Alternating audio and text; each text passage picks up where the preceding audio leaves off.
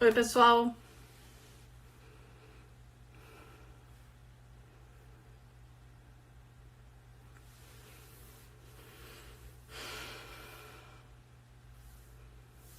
Oi, pessoal, tudo bem? Eu sou a Júlia, eu trabalho no MASP, no setor de mediação em programas públicos, e a gente hoje começa um programa que se chama Diálogos no Acervo. Hoje a gente vai ter a convidada Yasmine para fazer a apresentação do Pedro Figari, que é um artista que a gente tem no acervo. Essa vai ser a primeira semana, a gente ainda está adaptando esse modelo em casa, então eu estou sugerindo as pessoas fazerem a pergunta aqui embaixo, mandar pra gente, e que no final a Yasmine vai responder as perguntas. Vocês estão conseguindo me ouvir bem? A Yasmine vai fazer a leitura de um trabalho do Pedro Figari, ela vai falar com mais detalhes. São 30 minutos, vão ser 15 minutos, 20 minutos de apresentação e mais 5 de perguntas, tá? Então, manda a sua pergunta aqui embaixo, eu vou chamar ela pra gente começar.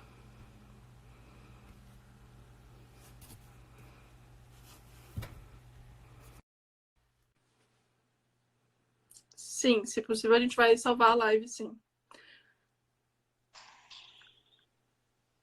Oi, pessoal, tudo bem? Estão me Oi, ouvindo? Yasmine. A gente só tá te ouvindo. Sem a câmera, né? Sim, sem Bom, a câmera. vamos ver se eu consigo ativar essa câmera de algum jeito.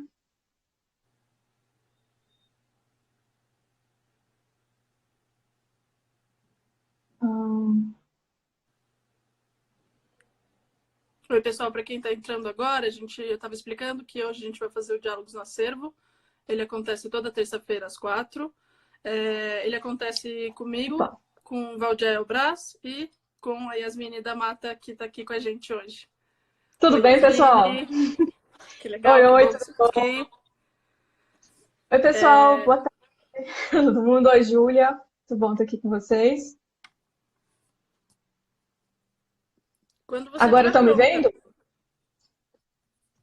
vendo? Beleza, beleza. Obrigada, pessoal. Bom, pessoal, eu me chamo Yasmin, também trabalho com a Júlia, no setor de mediação em programas públicos. E hoje a gente vai falar da obra Candombe, do Pedro Figari. Como a Júlia comentou, essa é a primeira edição virtual do programa.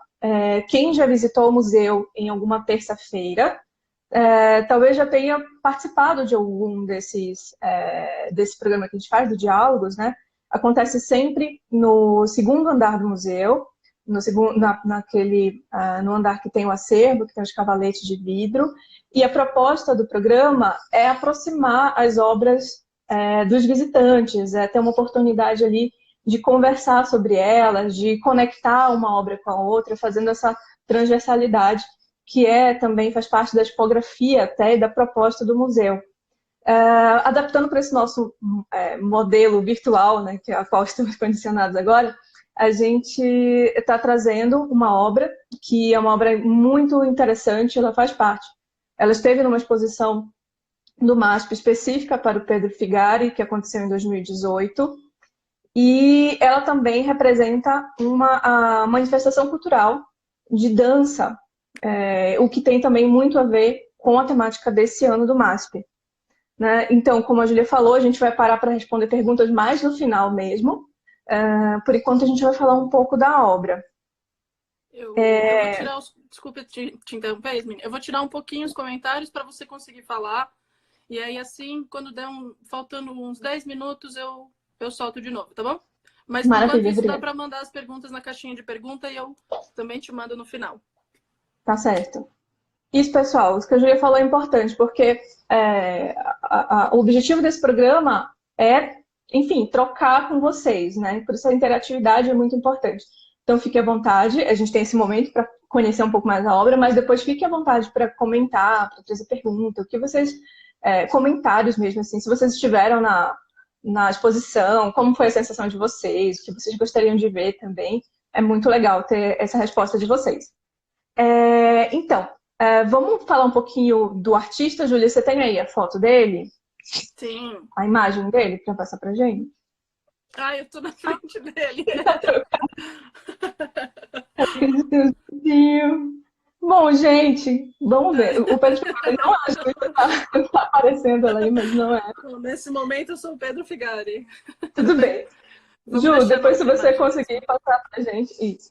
Então vamos assim, gente. O Pedro Figari, ele nasceu em Montevidéu, no Uruguai, em 1861 e faleceu também nessa cidade em 1938. Ele foi um político, educador, jornalista, filósofo e teve uma importante atuação como diretor da Escola de Artes e Ofícios e também da Escola Industrial da cidade. Ele já tinha praticado pintura de maneira informal, mas foi em 1921 que ele enviou algumas obras para um salão, para uma exposição em Buenos Aires, e resolveu arriscar como artista mesmo, né? Mas ele não teve muito sucesso comercial, vendeu apenas uma obra, apesar de que a entrada dele nesse circuito cultural foi muito comemorada, o que motivou ele a continuar produzindo. E em 1925, ele já enviou algumas obras para Paris. E nessa cidade foi um grande sucesso, né? E aí foi tão grande o sucesso que ele se mudou para Paris e morou lá de 1925 até 1933. E produziu bastante ali, né?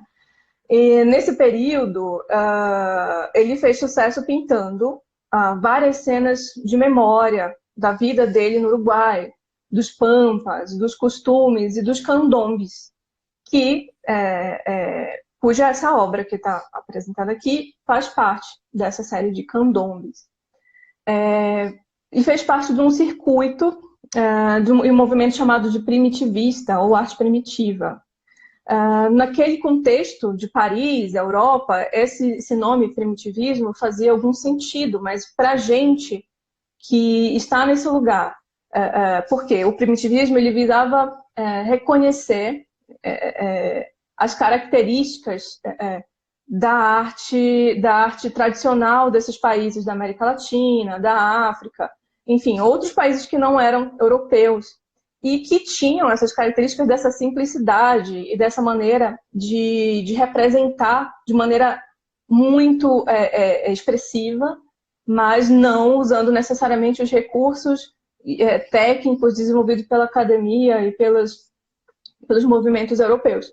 Então, eles eram chamados assim primitivismo. Mas para a gente que está nesse lugar, onde essas características fazem parte da cultura, da nossa raiz, né, isso já não funciona muito bem, esse nome não é muito bem-vindo para a gente. Mas se a gente for localizar historicamente, a partir dessa centralização europeia, é aí que se encaixa.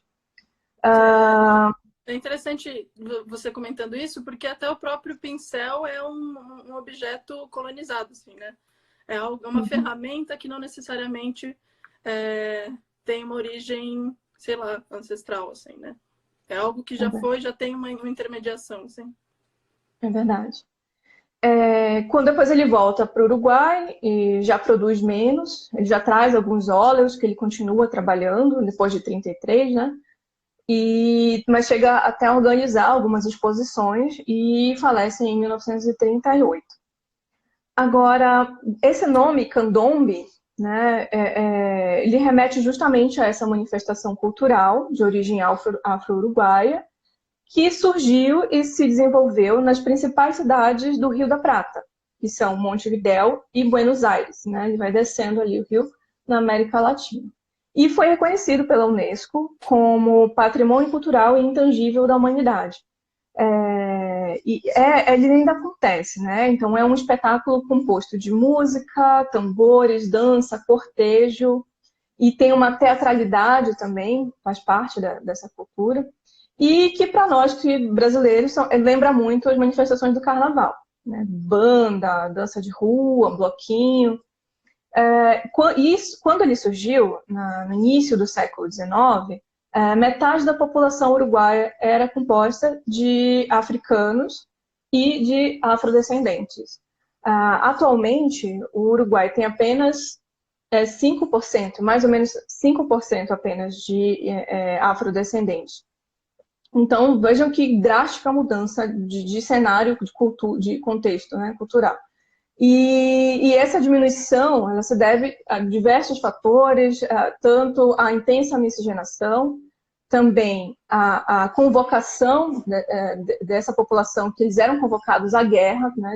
O Uruguai enfrentou várias guerras, uma delas com o Brasil desde lá, e também algum surto de febre amarela que aconteceu também logo na primeira década do século XIX e que também, infelizmente, atingiu essa população. E quando o candomblé surgiu, nesse contexto aí do início do século XIX, ele era uma manifestação religiosa. Assim, congregava várias religiosidades, mas ele foi ganhando uma conotação laica ao longo do tempo, né? Então, a gente, por exemplo, associa a palavra candomblé com candomblé aqui no Brasil, que ainda tem essa conotação religiosa. Lá, ele foi perdendo essa característica. Mas, no geral, a palavra candomblé, ela remete ao que é próprio do negro, né? Então, ela vem do banto, que quer dizer... aqui tem um detalhe. A palavra candomblé se origina da língua banto, onde ndombe significa negro e cá é um prefixo de pertencimento, ou seja, resultando mais ou menos o que seria pertencente aos negros ou próprio dos negros. O jornalista uruguaio Marcelino Bottaro escreveu, abre aspas, os africanos consideravam o candomblé uma comunidade de suas diversas religiões, algo para concentrar os devotos das dinastias, das distintas crenças, em um agrupamento comum, no qual eles pudessem expressar livremente seus cantos, que são um poema íntimo de evocação e recordações à África. Bem bonito, né? Legal. Muito bonito. Bem bonito. Então, mas agora vamos falar um pouco mais da obra, vamos olhar um pouco mais para ela. Vamos ficar um pouquinho mais atento aos detalhes que ela está apresentando. Nela, o pintor utiliza pigmentos diluídos em óleo sobre aglomerados de madeira. Então, nessas imagens que a Júlia está mostrando para a gente, dá para a gente ver essas manchas, né? Naquela imagem de azul, Júlia, dá até para ver o fundo, né? Dá para ver a tinta grossa aplicada. As cores, elas são harmoniosas, né? As figuras são compostas por essas manchas sólidas e elas se limitam uma com a outra. A gente não vê um delineado marcado, né? O que limita é uma mancha que encosta e muda a cor de uma para outra. É também possível observar os gestos do pintor. Isso é bem interessante, ele deixa isso bem marcado.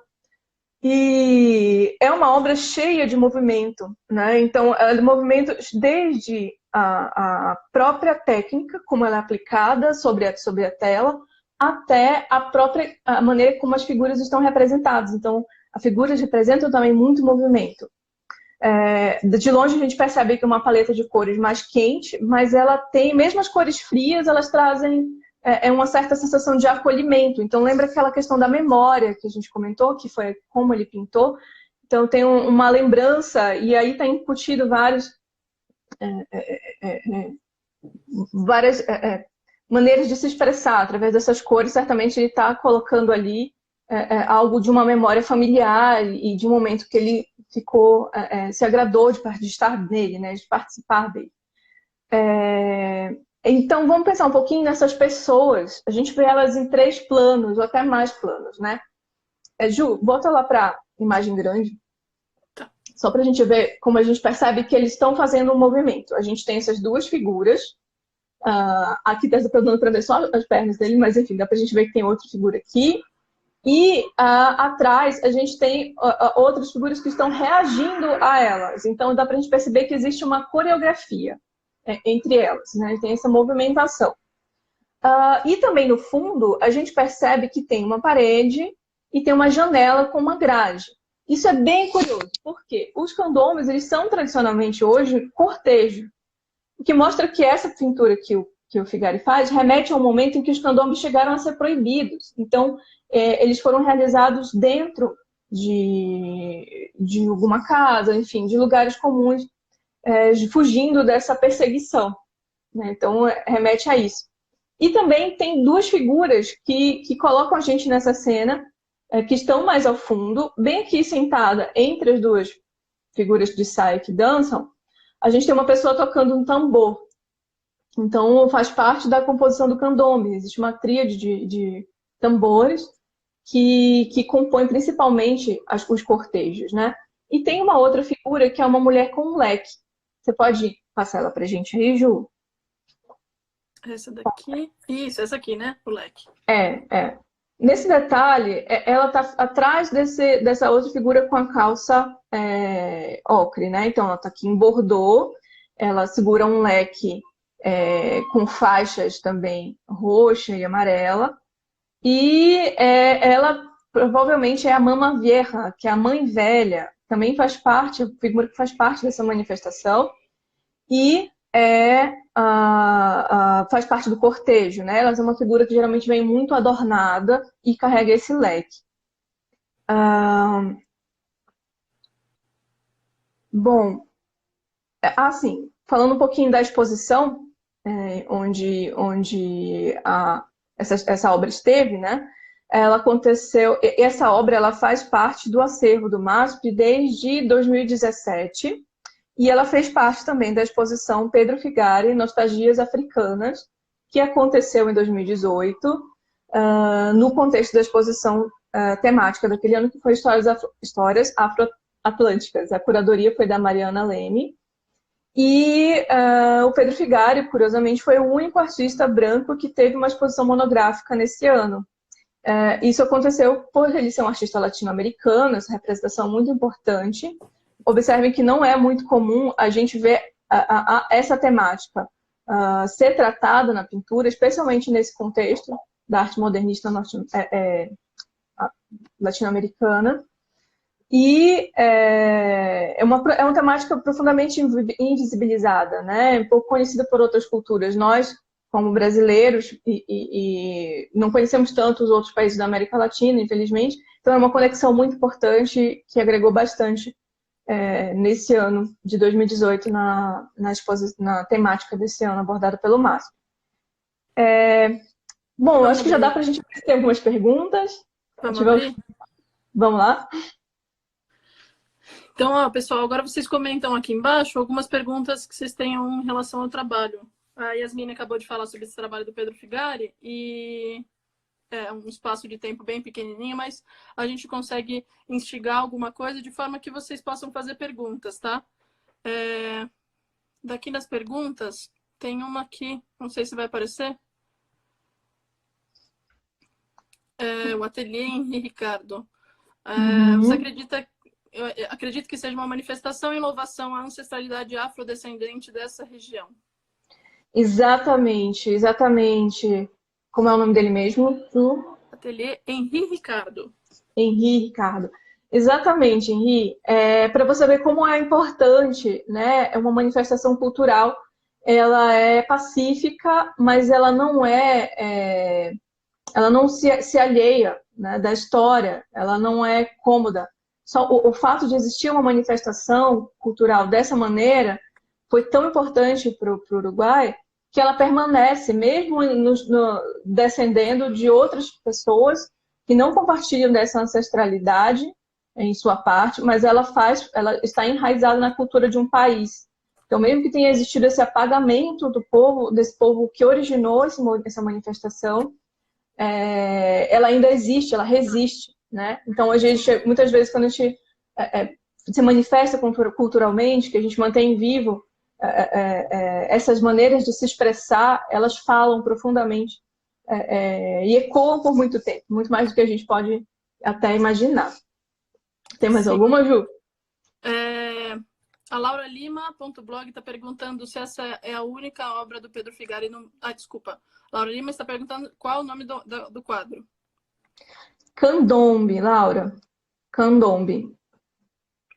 Você pode no Instagram não, mas no perfil do Facebook do MASP também foi publicada essa obra. Você pode acessar também, é muito interessante isso. você pode acessar o site do MASP. Lá tem uma lupa, que é a área de busca, e você coloca lá o nome Pedro Figari ou Candombe e aparece as informações da obra e do acervo. Também é uma ótima fonte para conhecer um pouco mais do acervo do MASP, porque é super diverso. Então, você pode colocar o nome de algum artista ali e pesquisar e ter mais informações a respeito. É bem interessante. Uma outra forma de você conhecer um pouco mais também sobre essa obra é a partir do MASP Áudios. Você pode baixar o aplicativo e lá a gente tem comentários de que foram gravados, eu não sei o ano exatamente, mas enfim, são comentários muito bons também, falando um pouco mais de detalhes e que aproximam bastante da obra. É bem legal. Inclusive o MASP Áudios é uma ferramenta ótima para esse momento. Tem comentários de vários especialistas da área, inclusive de leituras de crianças a partir das obras. Tem uma pessoa, a Karin Filipov, eu acho. Ela falou que enquanto a gente ia vendo aqui no Instagram, ela estava acompanhando a imagem pelo site. Eu acho que é uma ótima sugestão também. Para um próximo Diálogos, vocês podem, a gente vai colocar a imagem aqui, mas vocês podem abrir o site e procurar o nome do trabalho e ele vai estar lá, vocês conseguem ver em alta. A gente vai conversando por aqui, vocês vão vendo pela tela também. Deixa eu ver aqui mais. Olha que legal, tem uma pessoa aqui, Gast014, sou de Uruguai, mas que pergunta, mais que uma pergunta, ele queria dar os parabéns pela live, porque é realmente importante compartilhar histórias e reviver histórias. Olha que legal. Muito legal, muito bom. A Vilma Martins, 90gmail.com, ela perguntou se é um culto religioso ou é mais uma manifestação como carnaval. Hoje em dia é mais uma manifestação como carnaval, né? Mas ele tem essa origem religiosa. Mas hoje em dia é laico. Tá. Acho que tem uma pergunta aqui também da que nome difícil, Sense Nutunen. Qual seria a técnica usada por Figari na pintura? Olha, qual seria essa técnica? Eu acho que, não sei se dá para definir exatamente como uma técnica, né? Acho que Ele pelo usa. menos nessa, né? Como eu comentei, ele usa essa tinta, se eu não me engano, é uma base de óleo sobre esse aglomerado de madeira. Então, não sei se encaixa exatamente no estilo de pintura específico, mas é algo que ele se apropriou para expressar, assim, de uma maneira bem marcada e simples, talvez, essa gestualidade do pincel. Tem uma pergunta, as pessoas tinham mandado na caixa também, era se você acha que, isso eu acho que cabe você também, se quiser responder, se não quiser, acho que é muito difícil. Enfim, a obra de Figari chegou a influenciar a cena artística na época? Olha, artística brasileira, né? Brasileira. Bom, o Figaro ele conviveu com vários artistas brasileiros em Paris, né? Era uma época que outros estavam estudando por lá, como Tarsila, por exemplo, a Anita Malfatti, e essas trocas, eles acabaram se encaixando ali como como uma expressão da América Latina. Então, essa troca entre eles, com certeza, aconteceu. Sim. Né? Que legal. A gente não tem como dizer que eles se conheceram, eu não sei dizer, mas sim, eles conheceram uns as obras dos outros e estavam alinhados. Sem falar que, no final das contas, teve uma individual do Pedro Figari no MASP, e a gente sabe como essas exposições do MASP reverberam, né? Como é uma aquisição recente, 2017, acho que ela ainda vai reverberar também numa produção artística brasileira, né? Tem uma pergunta aqui do Arlindo, ele já tinha me perguntado antes, ele chama Lindo SC. O pintor fez outras telas sobre a mesma temática? Sim, fez várias telas. É um conjunto bem grande de telas de candombe. E elas foram trazidas justamente para essa exposição. Dá para conferir mais informações sobre a exposição do MASP no catálogo. O catálogo ainda está à venda na lojinha do MASP. E aí dá para ver várias dessas obras, né? Legal. Tem a Clarice77 que ela pergunta: o candombe tem a mesma origem do nosso candomblé? sim, existem paralelos, né? Ambos descendem dessa migração forçada feita da África para a América Latina. Ambos surgiram como uma maneira de celebrar a cultura originária africana, onde os afrodescendentes poderiam se encontrar e celebrar essa cultura, mas não existe nenhuma... Não tem como a gente saber se existe uma conexão, até porque aquilo era muito diferente, era muito distante, né? Mas eles se originam do mesmo movimento e caminham por direções diferentes. Isso a gente pode pensar de uma maneira macro que sim. Sim. Pensando que são duas coisas de matrizes africanas, né? Sejam de um mesmo período, de um mesmo contexto em que dessa mesma diáspora, né? A gente pode dizer. Isso mesmo. O Jairo Léo perguntou quais são as dimensões da tela. Você tem ela aí? Eu tenho aqui também, se você quiser. Você tem? Então, 39,5 por 49,5 centímetros. Quase não muito grande, assim, um tamanho razoável. Tem mais alguma? O próprio Henrique Ricardo perguntou: o Pedro Figari tinha alguma referência artística para expressar suas obras? Bom, referência certamente, né? Ele procurou criar obras que se encaixassem no que estava sendo discutido naquele período, né? Justamente esses movimentos de vanguarda do início do século XX. Como eu comentei, ele começa a produzir em 1921 e ele era um intelectual da área. Então, ele já era bastante celebrado na cultura uruguaia, ele também foi escritor e pintava não de maneira profissional, de uma maneira amadora, até que ele resolveu submeter a obra em algum salão, em exposições da Argentina. Então, ele procurou traçar um caminho onde ele já sabia onde ele queria chegar, com certeza, e certamente ele tinha bastante acesso a essas pinturas, a esses outros artistas que eram contemporâneos a ele. Que mais? Tem o SD Mello está perguntando da lista das próximas obras.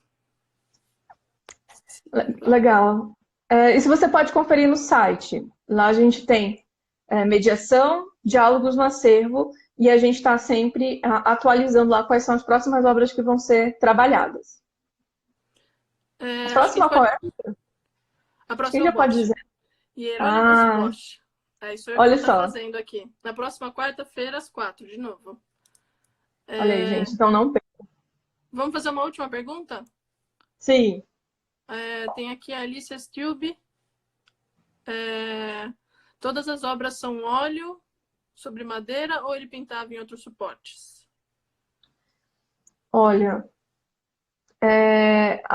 se não me engano, tem algumas em tela também, mas essa especificamente é óleo sobre madeira. Legal. Acho que é isso, pessoal. A gente fez esse Diálogos no Acervo, é uma maneira em que a gente abre um pouco esse diálogo com o público. Então, vai ser na próxima terça-feira. A gente começa às 4 horas e a gente dá um início, de novo, nesse mesmo formato de 15, 20 minutos de conversa e mais 10 minutos de pergunta. Espero que vocês tenham gostado. Yasmine, você quer comentar mais uma coisa? Não, é isso mesmo, pessoal. Só tenho a agradecer muito a participação. Foram ótimas perguntas.